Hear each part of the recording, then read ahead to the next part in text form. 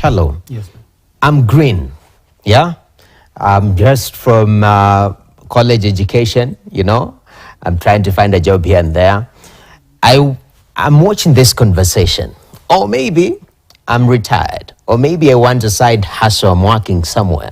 And I'm interested in going into this honey business. Since we import 80%, there must be demand if I produce locally.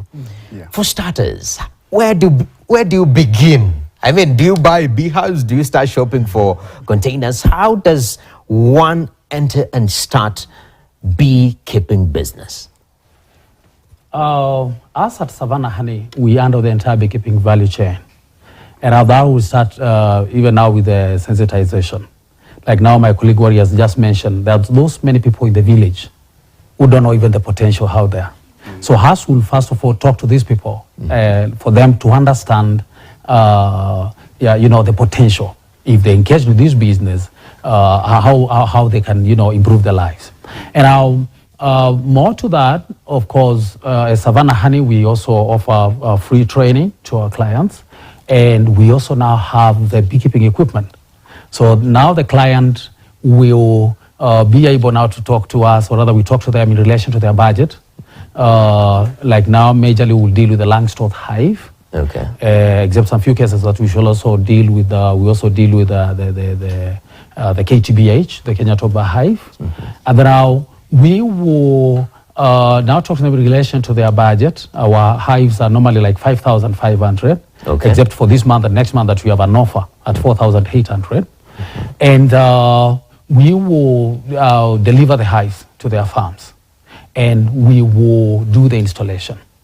Why we're interested in doing the installation is so that now we can have the client, or rather we can now handle the issue of what we call citation. This is looking at the direction of the wind, placing in such a way that the beehives can be colonized as fast as possible. Now before then, the hives are already being treated, or rather waxed.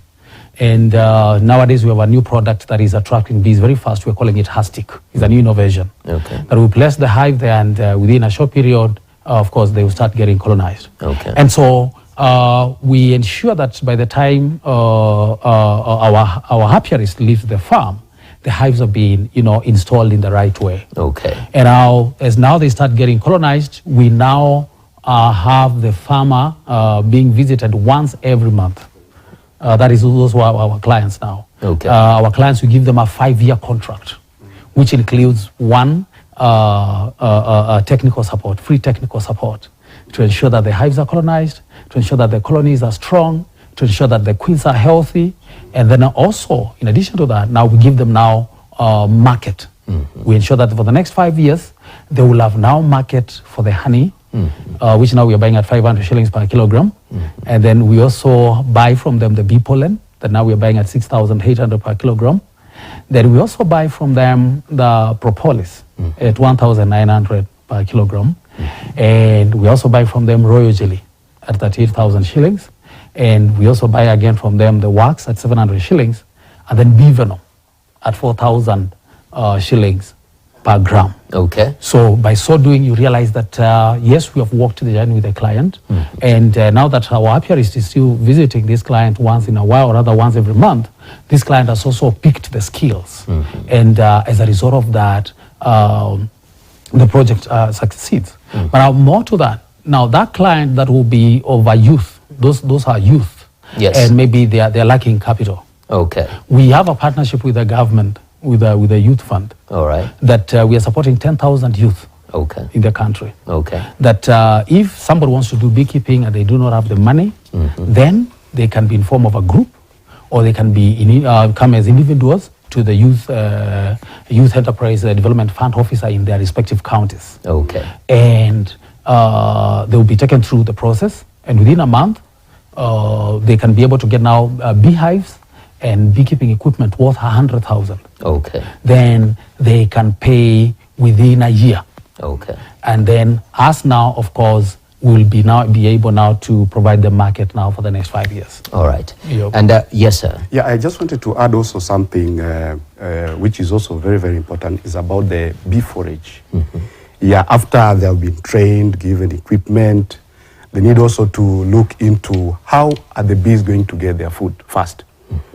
because nectar, pollen is their food. For us, we are just thieves. We are stealing. That is their food. Now, for them to ensure that they have the food for bees, so that they maintain the bees within the hives, they need to ensure that they have the bee plants. The bee plants that are producing nectar and pollen.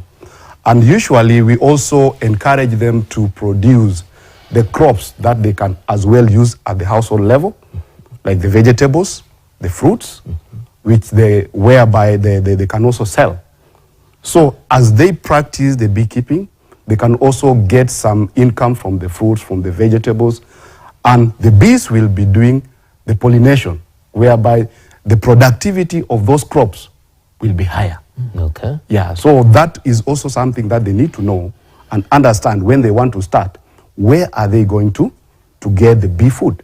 Because you see, like, for example, there are those people who are living or staying around like the natural forests, but they are not aware that there is that opportunity for them even to put 1 or 2 hives there. So even when they are working closely to like the forest services or the WWF, they can also enrich maybe the productivity of the forests around there. So those are some of the things that they can also consider when they are starting the enterprise. Okay. Yes. So I'm glad you've touched on the issue of if you're not able to do it alone, then come together and amalgamate.